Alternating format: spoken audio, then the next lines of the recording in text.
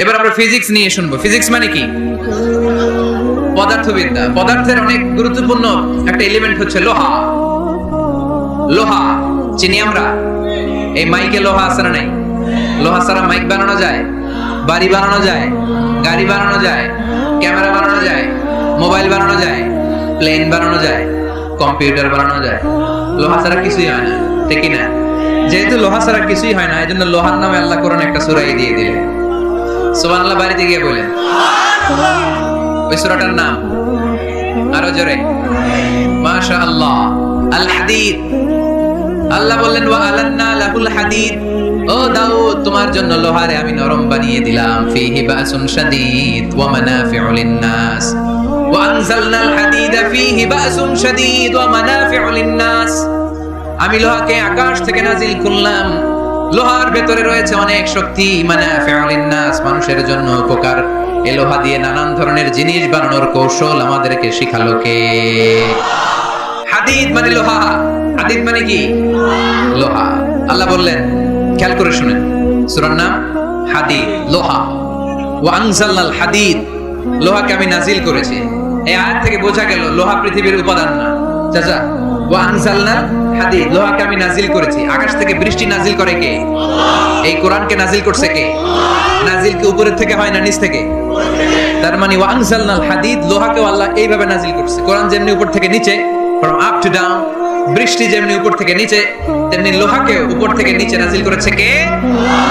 কোরআনের এই আয়াত থেকে বোঝা যায় লোহা পৃথিবীর উপাদান নয়, লোহা নিশ্চয়ই বাইরে থেকে এসেছে। সায়েন্স বর্তমান সময়ে এটাই বলছে, চিল্লায় কোন সুবহানাল্লাহ।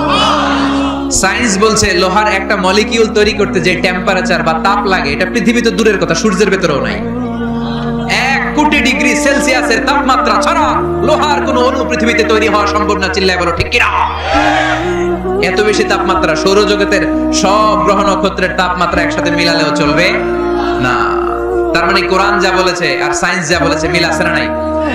এরপরে কোরআন পাহাড়ের ব্যাপারে বলেছে, ওয়াজআলনাল জিবালা আওতাদা, আমি পাহাড়গুলোরে পেরেকের মতো জমিনে ঢুকিয়ে দিয়েছি। সুবহানাল্লাহ। তাহলে পাহাড়কে আল্লাহ তাআলা পেরেকের সাথে তুলনা করলেন। কিসের সাথে? পেরেক চিনেন? সবাই চিনেন? কি করে পেরেক দিয়ে? কাঠের ভিতরে ঢুকে না, দেয়ালে ঢুকে। তাহলে আল্লাহ পাহাড়গুলোর বললেন পেরেক। আচ্ছা, পেরেক যখন আমরা কাঠের ভিতরে ঢুকাই, পুরো পেরেকটা কাঠের ভিতরে ঢুকে যায়, উপরে শুধু কি থাকে? মাথাটা থাকে, ঠিক না? তার মানে আমরা যে পাহাড় দেখতে পাচ্ছি এটা পাহাড়ের মাথা। পুরো পেরেক যেমনি কাঠের ভিতরে, পুরো পাহাড়টা আছে মাটির ভিতরে। চিল্লায় পড়ি আল্লাহু আকবার। জমিনে আমরা দৃশ্যমান এই পৃথিবীতে খালি চোখে যে পাহাড় দেখতে পাই, এটা আসল পাহাড় না, এটা পাহাড়ের মাথা। যেমনি পেরেক যখন কাঠের ভিতরে ঢুকে দেই, পুরো পেরেকটা কাঠের ভিতরে ঢুকে যায় কি যায় না? পেরেক নিয়ে যখন আমি হাতুড়ি দিয়ে মারলাম, পুরো পেরেকটা কই যায়? কাঠের ভিতরে, তাই না? তার মানে খালি চোখে যে পাহাড় দেখি, এটা পেরেকের মাথা যেমনি একটু দেখা যায়, এটা পাহাড়ের মাথা। আসল পাহাড় মাটির ভেতরে, উপরে যদ্দূর দেখা যায় তার কমসে কম 10 গুণ পাহাড় মাটির ভিতরে রেখে দিয়েছে কে? এজন্য আল্লাহ উপমাটা, মেটাফরিকটা এইভাবে দিলেন, ওয়াজআলনাল জিবালা আওতাদা, এই পাহাড়কে, মাউন্ট এভারেস্টকে, আলাস্কা পর্বতমালাকে, আল্পস পর্বতমালাকে, এই গারো পাহাড়কে, এই কেওকানাডাঙ্গার তাজিংডং বিজয়কে আমি পাহাড়ের মতো জমিনের মধ্যে গেড়ে দিয়েছে। চিল্লায় পড়বো সুবহানাল্লাহ। আবার আল্লাহ বললেন, ওয়া মিনাল জিবালি জুদাদুম বীদুন ওয়া হুমরুম মুখতালিফুন আলওয়ানুহা ওয়া গরাবিবু সুদ। পাহাড়ের মধ্যে কোন পাহাড় আমি বানিয়েছি ধবধবে শুভ্র সাদা, কোন পাহাড় আমি বানিয়েছি রক্তিম লাল, কোন পাহাড় আমি বানিয়েছি কুচকুচে কালো। 3 কালারের পাহাড়। কয় কালারের? মৌলিকভাবে ধবধবে শুভ্র সাদা পাহাড়, অথবা রক্তিম লাল পাহাড়, অথবা কুচকুচে কালো পাহাড়। আপনি পৃথিবীর পাহাড়গুলো নিয়ে যদি গবেষণা করেন, বিভিন্ন রঙের পাহাড় আপনি দেখবেন। আমি তো পৃথিবীর অনেক জায়গায় পাহাড় দেখেছি। মিশরে আমি তুর পাহাড়ের চূড়ায় উঠেছি। ওখানে যেখানে মুসা আলাইহিস সালামের কাছে আল্লাহ নূরের তাজাল্লি দিয়ে ফোকাস করেছেন, পাহাড়টার নাম তুর পাহাড়। 2 বার আমি উঠেছি এটার চূড়ায়। উঠতে আমার অনেক কষ্ট হয়েছে। ওখানে উঠে ফজরের সালাত পড়ে আমি খেয়াল করে দেখলাম তুর পাহাড়ের আশেপাশের পাহাড়গুলো কোনোটা খয়েরি, কোনোটা কালো, কোনোটা লাল, কোনোটা ধূসর। আল্লাহু আকবার। এক এক পাহাড়কে এক এক রং দিয়ে তৈরি করলো কে? পৃথিবীতে চায়না নামে একটা দেশ আছে না? চায়না একটা শহর আছে গানজু, কি নাম? আজকে যে গুগল করবা the Gansu city located in China, চায়নাতে অবস্থিত গানজু শহরে একটা পাহাড় আছে, এই পাহাড়ের নাম রেইনবো মাউন্টেন। কি নাম? মানে রংধনুর পাহাড়। রংধনুর কয় রং? সবাই কন আরো জোরে। 7 রং না? আমরা ছোটবেলায় মুখস্থ করতাম বেনিয়া সহকলা, বেনিয়া সহকলা। এই 7 রঙের পাহাড় ওখানে দেখা যায়, এক জায়গায় 7 রঙের পাহাড়। সুবহানাল্লাহ কইতে পারলেন না? মজা করে বানালো কে? সুনানে তিরমিজি আর মুস্তাদরাকে হাকিম, মুসনাদে আহমদ ইবনে হাম্বলের হাদিস। আল্লাহ যখন পৃথিবী বানালেন, এই পৃথিবীটা ঘোরার পাশাপাশি কাঁপাকাঁপি শুরু করে দিল। এই পৃথিবীর কাঁপাকাঁপি বন্ধ করার জন্য রব্বুল আলামিন পৃথিবীর মধ্যে পাহাড় গেড়ে দিলেন। 7টা tectonic plate, 7 tectonic plates creates the mountain range না। 7টা টেকটনিক প্লেট আল্লাহ দিলেন। পৃথিবী সৃষ্টি করার পরে পৃথিবী কাঁপে, আল্লাহ পাথর দিয়ে পেরেক মারলেন, পৃথিবী আর কাঁপে না। সুবহানাল্লাহ। ফেরেশতারা দেখে তো অবাক। ফেরেশতারা বলে আল্লাহ পাহাড়ের এত শক্তি, পাহাড় গেড়ে দিলেন পৃথিবীতে, আর পৃথিবী কাঁপে না। হাল মিন খালকিকা আশাদ্দু মিনাল জিবাল, আল্লাহ আপনার সৃষ্টির মধ্যে পাহাড়ের চেয়ে শক্তিশালী কি কিছু আছে? আল্লাহ বললেন না, আছে। আল হাদিদ, লোহা। লোহা পাহাড়ের চেয়ে শক্তিশালী, কারণ লোহা পাহাড়ে মারলে পাহাড় ভেঙে যায়, ঠিক কি না? ফেরেশতারা আরো অবাক, লোহা এত শক্তিশালী? হাল মিন খালকিকা আশাদ্দু মিনাল হাদিদ, আল্লাহ তাহলে লোহার চেয়ে শক্তিশালী মনে হয় কিছু নাই, আছে? আল্লাহ বললেন না, আছে। আন্নার, আগুন, কারণ আগুনের মধ্যে লোহা ফেলে দিলে লোহা গলে যায়, ঠিক কি না? ফেরেশতারা তো আরো অবাক। ফেরেশতারা বলে তাই নাকি? আগুন এত শক্তিশালী, তো হাল মিন খালকিকা আশাদ্দু মিনান নার, আল্লাহ আপনার সৃষ্টিতে আগুনের চেয়ে শক্তিশালী কিছু আছে? আল্লাহ বলে আছে।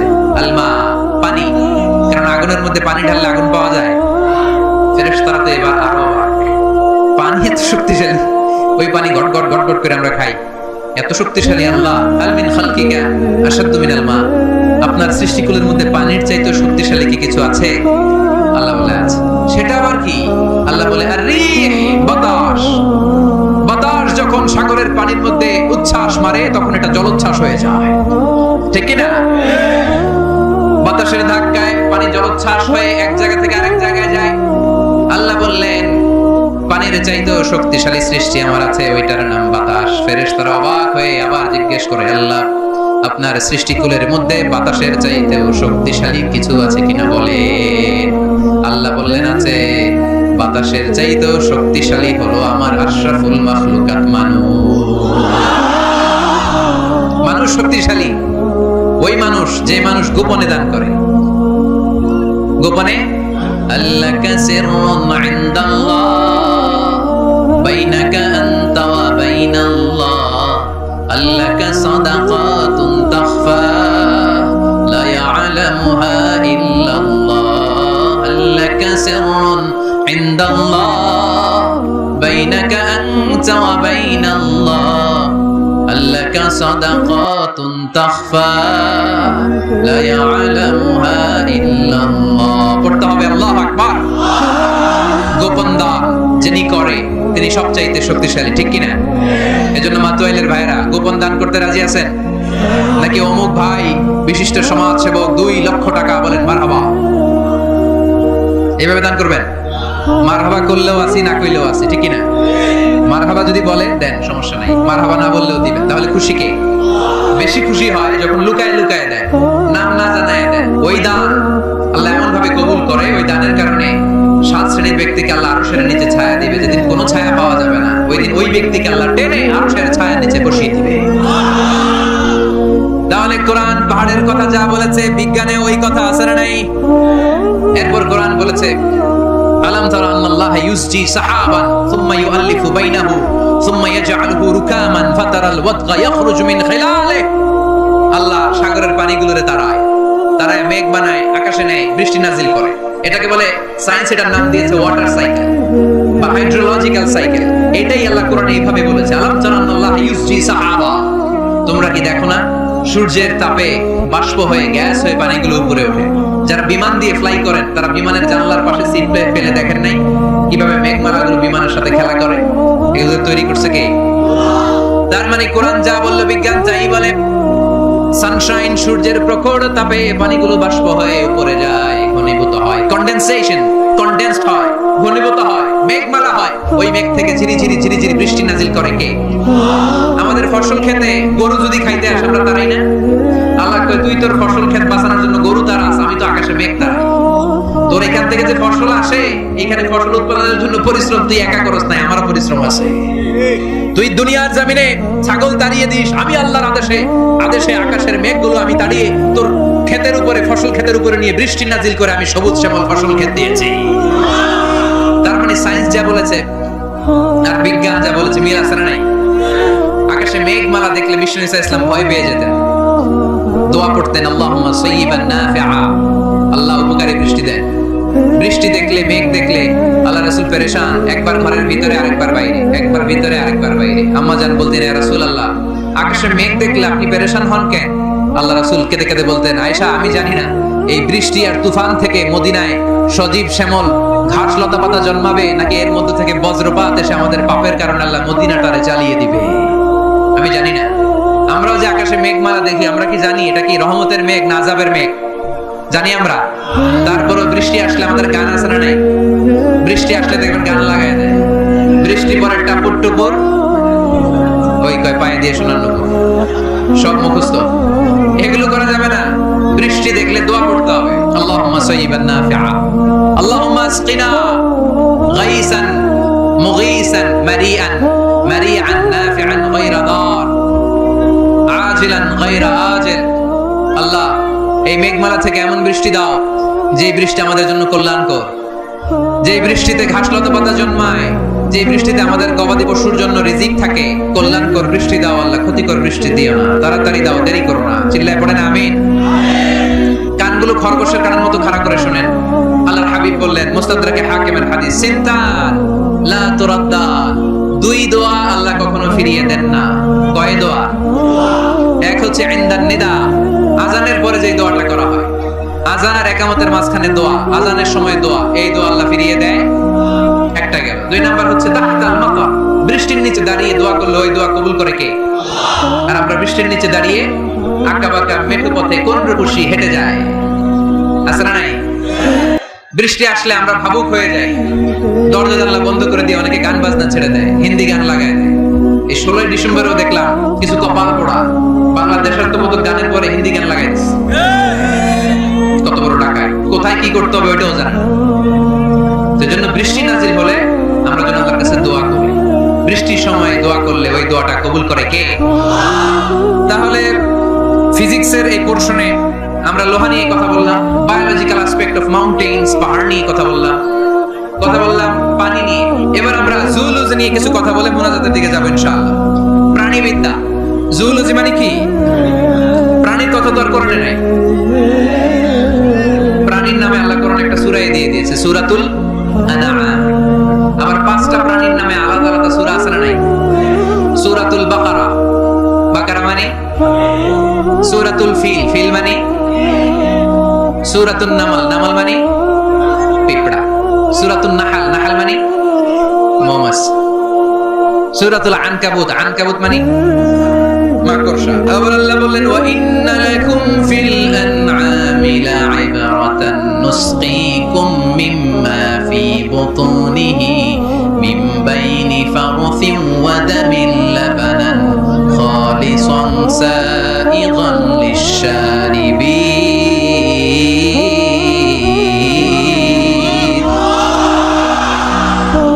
প্রাণীর পেটের ভেতর থেকে আমি তোমাদের জন্য একটা লিকুইড পদার্থ বের করি, মিন বাইনি ফারথিন ওয়া দামিন লাবানা। এই লিকুইড পানিটা গোবর আর রক্তের মাঝখান দিয়ে আমি বের করি, কিন্তু এই পানিটার মধ্যে গোবরও মিশে না, রক্তও মিশে না। সুবহানাল্লাহ। লাবানান খালিসান, এটার নাম ফ্রেশ মিল্ক, এটার নাম সাইগান লিশ-শারিবিন, খেতে খুব সুস্বাদু। সুবহানাল্লাহ পড়েন। মা তো এলে গরু গাবি পালেন নাকি আপনারা? কারা কারা পালেন দেখি? ছাগল পালেন কারা কারা? মা বা'আসাল্লাহু নাবিয়্যান ইল্লা রাআল গানাম। এই দুনিয়া এমন কোন নবী নাই যে নবী ছাগল চড়ায় নাই। ছাগল চড়ানো নবীর সুন্নাত। সুবহানাল্লাহ কইলেন না? তাহলে মেকানিজমটা দেখেন, what a brilliant mechanism of discharge in milk from animals body. আল্লাহ বললেন মিন বাইনি ফারথিন ওয়া দামিন লাবানা। ফারস মানে গোবর, ফারস মানে দাম মানে রক্ত, দাম মানে। তাহলে গরুর পেটের এক লাইনে থাকে গোবর, এক লাইনে, আরেক লাইনে রক্ত।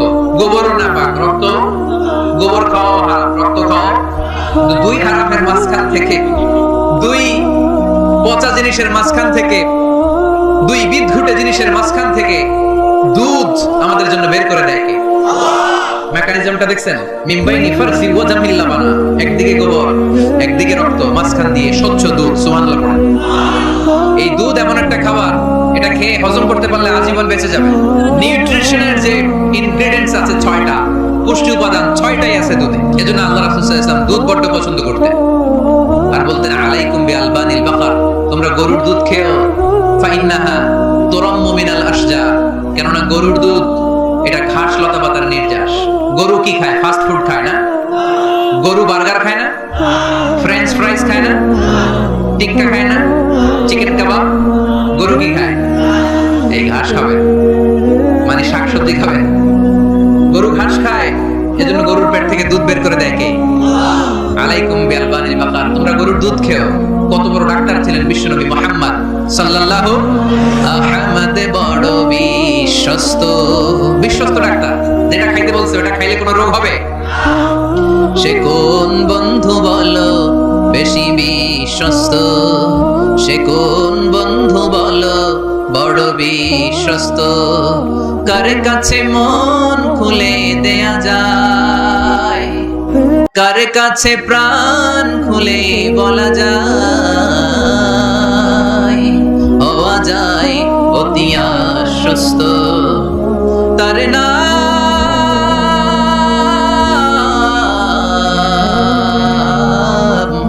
আহমদ, বড় বিশ্বস্ত। সুবহানাল্লাহ পড়ে। এমন বিশ্বস্ত নবী, যেটা খাইতে বলছে ওটা খাইলে ডাইরেক্ট অ্যাকশন। কালিজিরা খেতে বলতেন, মধু খেতে বলতেন, লাউ খেতেন। লাউ খেলে পেট যত ঠান্ডা থাকে, পৃথিবীর কোনো খাবার এত ঠান্ডা হয় না পেট, ঠিক কি না? এজন্য বিশ্বনবী বলতেন আলাইকুম বিআলবানিল বাকার, গরুর দুধ খাবা, ফাইন্নাহা তুরাম্মু মিনাল আশজার, কেননা গরুর ভেতরে আল্লাহ ঘাস পাতার মাধ্যমে এই দুধ বানায়। আবার বিশ্বনবী বললেন মেরাজের রাতে জিবরাইল 3টা মগ এনে আমার হাতে দিয়েছিল। এক মগের মধ্যে ছিল পানি, আরেক মগের মধ্যে ছিল মদ, আরেকটা মগের মধ্যে ছিল দুধ। 3টা দিয়ে আমার টেস্টিং শুরু করে দিয়েছে, টেস্টিং করতেছে। বিশ্বনবী ধরেন তো কোনটা ধরবেন? বিশ্বনবী দুধেরটা ধরলেন। তো সুবহানাল্লাহ। সাইয়েদনা জিবরাইল বললেন আখাসতাল ফিতরা, নবী আপনি যেমন ধরছেন তেমন, আপনি যেমন, আপনার স্বভাব যেমন, নিয়েছেনও তেমন। এজন্য দুধ খাবেন, বাচ্চাদেরকে দুধ খাওয়াবেন।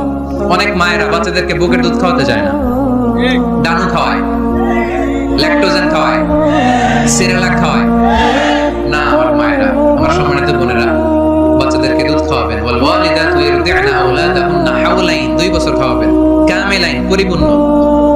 লিমান আরাদা আইয়ুতিম্মার রাদাআ, কারণ মায়ের বুকের দুধের প্রথম যে দিক থেকে যে দুধটা বের হয় এটাকে বলে শাল দুধ।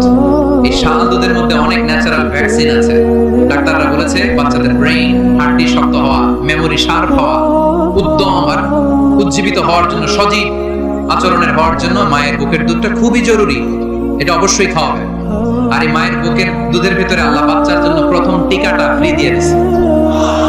বাচ্চার জন্য কিছু টিকা দেওয়া লাগে না, যক্ষা, এটা সেটা, প্রথম টিকাটা ফ্রি। প্রথম টিকাটা আল্লাহ দিয়েছে মায়ের বুকের দুধের ভিতরে। এজন্য নিজেরাও দুধ খাবো, বাচ্চাদেরকেও মায়ের বুকের দুধ খাওয়াইতে হবে, ঠিক কি না? গরুর দুধের ভিতরে অনেক পুষ্টি আছে, হজম করতে পারলে অনেক পুষ্টি। আমাদের বেশি বেশি দুধ পান করি, আল্লাহ তুমি তৌফিক দান করো। তাহলে দুধের এই কথা কোরআনে যা আছে, সায়েন্স তাই বলছে। কোরআন বলছে 1000 বছর আগে, সায়েন্স এখন খালি ঘোষণা দিয়েছে বাচ্চাদের দুধ খাওয়ান, গরুর দুধ খান, এটাতে উপকার আছে। তার মানে এই প্রাণীকুলের ব্যাপারে, প্রাণীবিদ্যার যে তথ্য, কোরআন আর বিজ্ঞান মিল আছে না নাই? এরপরে কোরআন বলেছে মধু খাও। وأوحى ربك إلى النحل أن اتخذي من الجبال بيوتا ومن الشجر ومما يعرشون ثم كلي من كل الثمرات فاسلكي سبل ربك ذللا يخرج من بطونها شراب مختلف ألوانه فيه شفاء للناس إن في ذلك لآية لقوم يتفكرون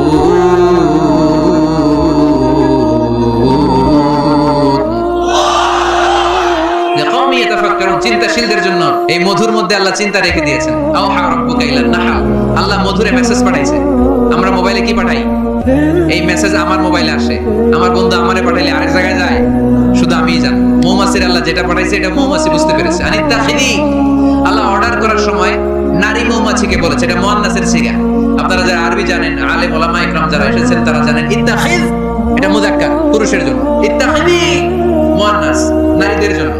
আল্লাহ মৌমাছিকে যখন বলেছেন মৌচাকের বাসা বাঁধো, তখন আল্লাহ পুরুষ মৌমাছিরে বলে নাই, বলছে নারী মৌমাছিকে। কোন মৌমাছিকে? কার্ল ভন ফ্রেশ নামে একজন অস্ট্রিয়ান বিজ্ঞানী, এই সায়েন্টিস্ট গবেষণা করে দেখেছে মৌচাকের বাসার মধ্যে পুরো মৌমাছির সব কার্যক্রমের প্রধান যে থাকে এটা পুরুষ মৌমাছি না, এটা নারী মৌমাছি। সুবহানাল্লাহ। এত আসতে অস্ট্রিয়ান এই সায়েন্টিস্ট একটা বই লিখেছে, দ্য ডান্সিং বিজ, কিভাবে ফাসলুকি সুবুলা রাব্বিকি যুলুলা। এইখানে মৌচাক আর মধু আনতে যায় 5 মাইল দূরে, এরপরে আবার এই রাস্তাটা চিনে মৌমাছি যে আসে ওর রাস্তা চিনে দেয় কে? আল্লাহ সিক্রেট মেসেজ দিয়ে বললেন ইত্তাখিদি, ঘর বানাও। আওহা রাব্বুকা ইলান নাহলি আন ইত্তাখিদি বাইতা, উপরে ঘর বানাও, মিনাল জিবালি বুয়ুতা, পাহাড়ে বানাও, গাছের মগ ডালে বানাও, যাতে পোলাপানরা ঢিল মারতে না পারে। কাছাকাছি নিচু জায়গায় মৌচাকের বাসা হলে পোলাপানরা কি করে? মধ্যে ঘর জন্য ঢিল মারে না। আল্লাহ দেখেন কিভাবে সিক্রেট মেসেজ দিল যে নিজে তুমি তোমার মৌচাকটা করো না, উপরে বানাও, আর আমার দেখা পথ অনুযায়ী তুমি মধু নিয়ে আসো। এটাকে বলে ফ্লাওয়ার নেক্টার, পুষ্পরস। মধু এত ভালো কেন? এর কারণ মৌমাছি যখন পুষ্পরস বা ফ্লাওয়ার নেক্টার সে নিয়ে আসে, সে ফলের রস আনে, সে ফুলের রস আনে, সে বনাজি গাছ থেকে আনে, ঔষধি গাছ থেকে আনে, হার্বাল ট্রি থেকে আনে। এজন্য মধুর চেয়ে ঔষধি গুণ সম্পন্ন কোন ন্যাচারাল লিকুইড পানীয় পৃথিবীতে আবিষ্কার হয়নি। চিল্লা এখন সুবহানাল্লাহ। ফাসলুকি সুবুলা রাব্বিকি যুলুলা, এগোতে থাকো, তারপরে মধুগুলোকে নিয়ে বাসার মধ্যে রাখো। এই আয়াত থেকে প্রমাণ হয় পুষ্পরস সংগ্রহ করে মধু এটাকে খেয়ে ফেলে, এমন না মুখ দিয়ে এনে মৌচাকে রেখে দেয় না, এটা খেয়ে ফেলে। খেয়ে পেটের ভেতরে একটা চেম্বার আছে, আলাদা একটা চেম্বার, ওইখানে এনজাইম দিয়ে এটাকে সমৃদ্ধ করে। তারপর একটা টিউব আছে এটার পেছনে, টিউব দিয়ে মৌচাকের ভেতরে মধুকে পৌঁছে দেয় আমাদের জন্য। সুবহানাল্লাহ। এই অস্ট্রিয়ান সায়েন্টিস্ট উনি গবেষণা কইরা অপারেশন করে মৌমাছি কেটে দেখতে পেল মৌমাছির পেটের ভিতরে একটা পাকস্থলী না আমাদের মতো, ওর পেটের ভিতরে আল্লাহ 2টা পাকস্থলী দিয়েছে। একটা তার নিজের খাবারের পাকস্থলী, আর একটা আমাদের জন্য যে মধু এনে এটাকে এনজাইম লিকুইড দিয়ে সমৃদ্ধ করবে, ওইটার জন্য আরেকটা পাকস্থলী। চিল্লায় পড়তে হবে আল্লাহু আকবার। এজন্য মধু খেতে রাজি আছেন তো? বিষ্ণু ঈসা ইসলাম ফ্রেশ মধু খেতেন, দুর্গন্ধযুক্ত মধু বিষ্ণু সাল্লাল্লাহু আলাইহি সাল্লাম কখনো খেতেন না। আর বিষ্ণু ঈসা ইসলাম বলতেন আলাইকুম বিশিফাআইন, তোমরা 2টা শিফা নাও। কোরআনে এই মেসেজটা খেয়াল রাখবেন, কোরআনে কালামুল্লাহ মাজিদে 2টা বিষয়ের ক্ষেত্রে আল্লাহ শিফা শব্দ যোগ করেছেন। এক হচ্ছে স্বয়ং কোরআনের ক্ষেত্রে আল্লাহ বলেছেন এটাতে আছে শিফা, আর মধুর ক্ষেত্রে বলেছেন মধুতে দিয়েছি আমি শিফা। এজন্য বেশি বেশি মধু খাওয়ার দরকার আছে না নাই? কত ধরনের মধু যে পৃথিবীতে পাওয়া যায়, ব্ল্যাক হানি, হোয়াইট হানি, গ্রিন হানি, অর্গানিক হানি, এগুলো খুঁজে খুঁজে খাবেন। আজকে মধু খাইছেন কে কে? দেখে হাত তোলেন। মাশাআল্লাহ, আমিও খেয়ে আসছি আপনাদের সাথে। প্রতিদিন মধু খাইতে হবে শীতকালে। আজকে শীত পড়ছে না অনেক, মধু খেয়ে যদি আপনি কাজ শুরু করে দেন, শীত বাবাজি আপনার কাছে আসতে পারবেন। বিষ্ণু ঈসা ইসলাম মধু খেতে আমাদেরকে উৎসাহিত করেছেন। তার মানে এমন বিশ্বস্ত নবী আমার, যেটা খেতে বলেছেন এটা খেলে আমাদেরকে সুস্বাস্থ্য দান করবে কে? তার মানে প্রাণীবিদ্যায় আমরা কোরআন থেকে যে তথ্য পেয়েছি, এই তথ্যের সাথে বিজ্ঞানের তথ্যের মিল আছে না নাই? কোনো অমিল আছে? কিন্তু বিজ্ঞান যদি কোনো অমিল খুঁজে পাওয়া যায়, বিজ্ঞানী বাবাদের কি করতে হবে? কি করতে হবে? They have to wait unless they get their final discoveries, the latest and modern invention. তাদের নতুন ইনভেনশন যতক্ষণ না আসে বসে থাকতে হবে, কারণ তোমাদের কথা ফাইনাল না। বিজ্ঞানের সবচেয়ে বড় থিওরি যে বিজ্ঞানের কোনো থিওরি ফাইনাল, আর কোরআনের সবচেয়ে বড় থিওরি কোরআন যাই বলেছে তাই মনে থাকবে। এজন্য আজকের এই সংক্ষিপ্ত আলোচনা থেকে আমরা বুঝতে পারলাম যে বিজ্ঞান আর কোরআনে কোনো অমিল নেই, আছে শুধু মিল। আমরা আজকে কসমোলজি নিয়ে শুনেছি, মানে সৃষ্টি তত্ত্ব, কিভাবে সৃষ্টি হলো মহাবিশ্ব। এমব্রয়োলজি নিয়ে শুনেছি, কিভাবে আমরা তৈরি হয়েছি, ভ্রূণ তত্ত্ব, হিউম্যান অ্যানাটমি, আমার দেহে নাট বল্টু কোথায় কি আছে। শুনেছি ফিজিক্স নিয়ে, পদার্থবিদ্যা। শুনেছি জুওলজি নিয়ে, প্রাণীবিদ্যা। এই 5টা পয়েন্টে সংক্ষিপ্ত পরিসরে যা আপনাদেরকে শোনালাম, আরো অনেক আছে scientific indications, natural phenomena and cosmic symbols. এই 5টাতে আজকে আমরা সায়েন্সের আলোকে প্রমাণ করে দেখাতে পেরেছি যে কোরআনে আর বিজ্ঞানে কোনো অমিল নেই, আছে শুধু সাদৃশ্য। চিল্লায় বলো ঠিক কি না? এজন্য কোনো কিছু যদি বিজ্ঞানী ভাইয়েরা অমিল পান, ওয়েট, বসেন, রিল্যাক্স, চা খান, ঠান্ডা মাথায় চিন্তা করেন, আরো গবেষণা করেন যে এটা মিল পাইছেন, গবেষণা বেশি বেশি করলে ওইটাও মিল পেয়ে যাবে, ঠিক কিনা? এজন্য বিজ্ঞানের আবিষ্কার যত বাড়বে, কোরআন বোঝা ততই সহজ হবে। বিজ্ঞান যত আগাবে, ততই কোরআনের দিকে সেজদায় লুটিয়ে পড়বে, চিল্লায় বলে ঠিক কিনা? আর কোরআন এটা বিজ্ঞানের বই না, এটা কিসের কিতাব? সবাই বলেন। এখান থেকে সমাধান নেওয়ার দরকার আছে না নাই? জীবন সমস্যায় আমরা কোরআন থেকে সমাধান নিব, কারণ কোরআন আমাদেরকে সঠিক জীবন দর্শন শিক্ষা দেয়। আল্লাহ আমাদের সবাইকে কথাগুলো বোঝার ও আমল করার তৌফিক দান করুক, আমরা পড়ি আমিন।